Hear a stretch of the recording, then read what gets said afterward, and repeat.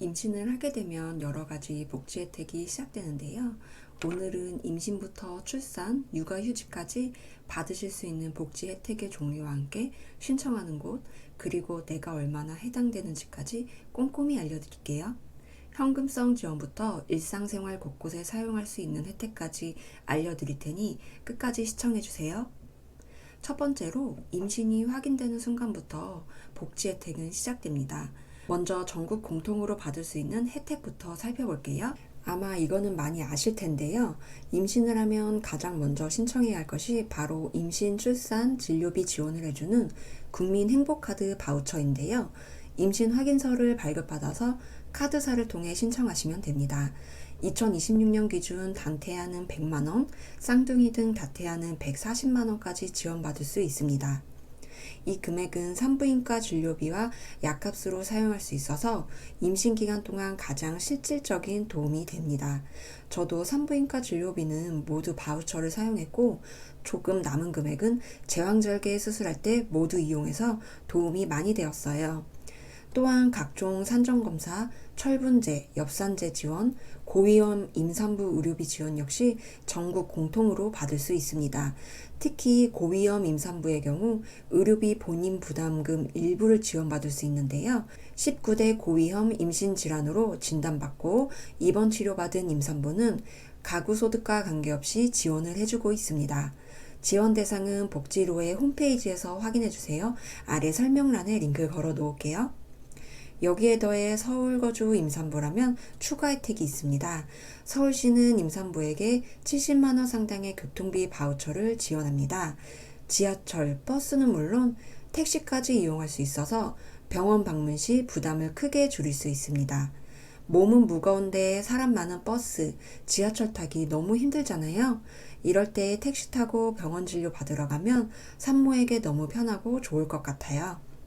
경기도의 경우 시군에 따라서 임산부 지원 정책이 다르지만 일부 지역에서는 임산부 교통비나 산후조리비 일부를 별도로 지원하고 있으니까 거주지 시청 홈페이지를 꼭 확인하셔야 합니다. 다음으로는 서울시에서 지원하는 만 35세 이상 노산 임산부 의료비 지원입니다. 요즘은 결혼과 출산 연령이 점점 늦어지면서 35세 이상 임산부, 이른바 고령 임신에 해당하는 분들이 많아졌습니다. 의학적으로는 만 35세 이상을 고령 임신으로 분류하는데요. 이 경우 추가적인 산정검사 등이 더 많이 필요할 수 있습니다. 그만큼 의료비 부담도 커질 수밖에 없는데요.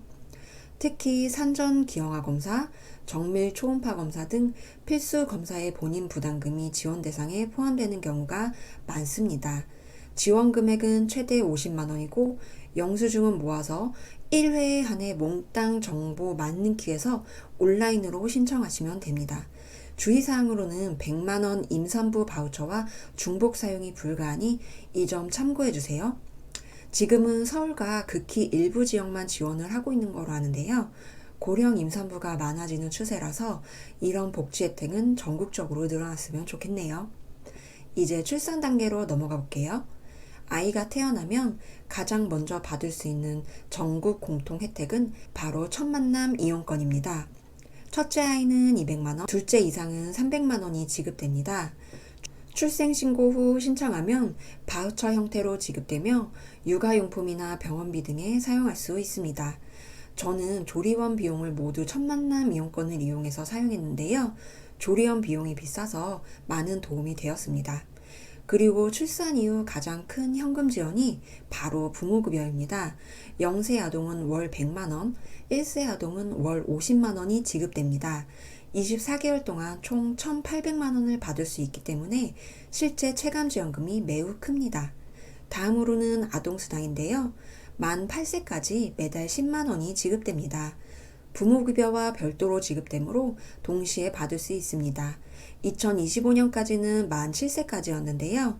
2026년에 만 8세까지로 1년 더 연장되었습니다.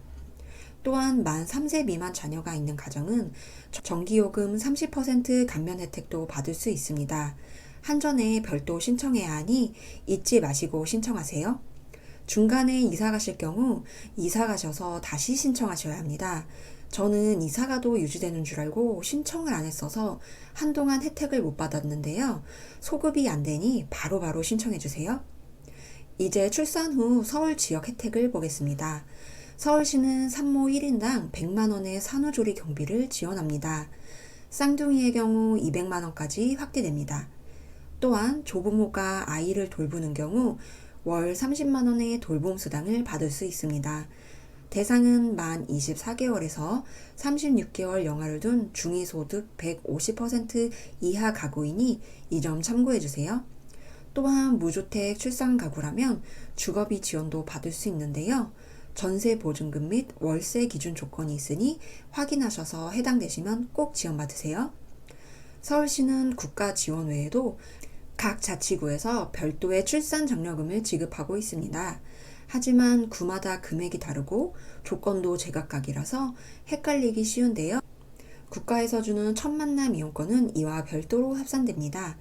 2026년 기준 서울시 25개 자치구별 출산 지원금 리스트도 링크로 설명란에 걸어 놓을게요. 경기도도 시군별로 출산 장려금이 다릅니다. 어떤 지역은 수십만 원 수준이지만 어떤 지역은 수백만 원 이상 지급하기도 합니다. 둘째 이상부터 추가 지원을 하는 곳도 많습니다. 따라서 같은 경기도라도 거주 지역에 따라 차이가 크기 때문에 반드시 확인이 필요합니다. 이 부분도 링크로 확인해 주세요. 정리해보면 임신 단계에서는 진료비 지원과 의료비 혜택이 중심이고 출산 이후에는 현금성 지원과 바우처 지원이 본격적으로 시작됩니다. 2026년에는 큰 틀에서 보면 전국 공통 혜택은 유지되었지만 일부 지자체 지원금이 확대되고 신청 절차가 간소화된 부분이 있습니다.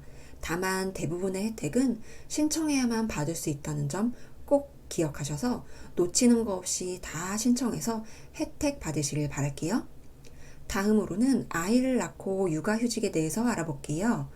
먼저 아이를 출산하면 가장 먼저 사용하는 것이 출산 전후 휴가입니다. 총 90일을 사용할 수 있고 쌍둥이 이상 다태의 아이의 경우에는 120일까지 가능합니다. 이 중 반드시 45일 이상은 출산 후에 사용해야 하고 급여는 통상 임금의 100%가 지급됩니다. 출산 휴가가 끝나면 본격적으로 육아휴직을 사용할 수 있는데요. 육아휴직은 부모 각각 최대 1년까지 사용할 수 있습니다. 그렇다면 육아휴직 중 급여는 어떻게 될까요? 2026년 기준으로 처음 3개월은 통상임금의 80%가 지급됩니다. 이후 기간에는 통상임금의 50%가 지급됩니다. 물론 여기에도 상한선이 있습니다. 3개월까지는 최대 250만원, 4개월부터 6개월까지는 최대 200만원, 7개월 이후부터는 최대 160만원입니다. 예를 들어 월급이 300만원인 직장인이라면 약 240만원 수준을 받고 이후에는 약 150만원 전후를 받게 됩니다. 완전히 소득이 끊기는 것은 아니지만 줄어드는 것은 사실입니다. 그래서 많은 분들이 휴직 기간을 어떻게 나눌지 고민하게 되는데요. 2025년과 비교해 2026년에 달라진 점도 있습니다. 가장 눈에 띄는 부분은 부모 동시 육아휴직 장려가 더욱 강화되었다는 점입니다. 부부가 함께 육아휴직을 사용하는 경우 초기 몇 개월 동안 급여 상한이 더 유리하게 적용됩니다.